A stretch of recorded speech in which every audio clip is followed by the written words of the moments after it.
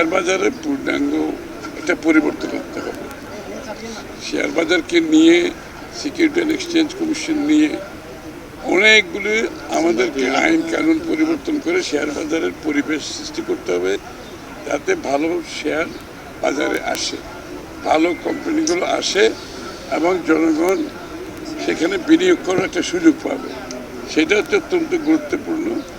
দেশি ফান্ড বিদেশি ফান্ড সবাইকে আকৃষ্ট করতে হবে এবং শেয়ার বাজারের উপর সবচেয়ে বড় কথা আস্থা সৃষ্টি করতে হবে।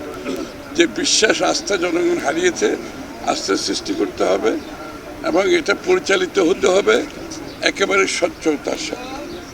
এখানে কোনো স্বচ্ছতার ব্যাপারে কোনো ধরনের কম্প্রোমাইজ নেই। সব কিছু মিলিয়ে আমরা আশা করছি আগামী দিনে বাংলাদেশের শেয়ার বাজার অর্থাৎ ক্যাপিটাল মার্কেট একটা বড় জীবনের সব আয়োজন এখানে একসাথে। ধরনের পরিবর্তনের আমাদের পরিকল্পনা আছে, সেটা বাস্তবায়ন হলে শেয়ার বাজারে বড় ধরনের একটা বিপ্লব ঘটবে আমরা আশা করি।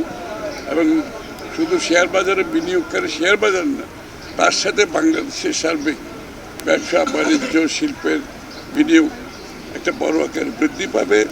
বাজেট তো আমরা গতানুগতিক বাজেট করতে চাচ্ছি না, আমরা চাচ্ছি বাংলাদেশের বাজেট এমন হতে হবে যে যেখানে বাংলাদেশের জনগণ বাংলাদেশের অর্থনীতিতে সকলে অংশগ্রহণ করার একটা সুযোগ থাকে, একটা লেভেল প্লেইং ফিল্ড থাকতে হবে।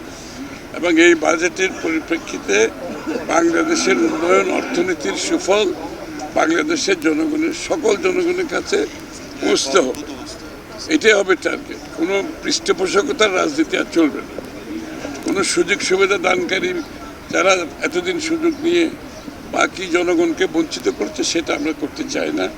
আমরা চাই এমন বাজেট হবে যেখানে জনগণের আগামী দিনের বাংলাদেশের অর্থনীতিতে অংশগ্রহণ করার সুযোগ সৃষ্টি হবে এবং অর্থনীতির সুফল উন্নয়নের সুফল বাংলাদেশের সাধারণ মানুষের কাছে পৌঁছতে হবে।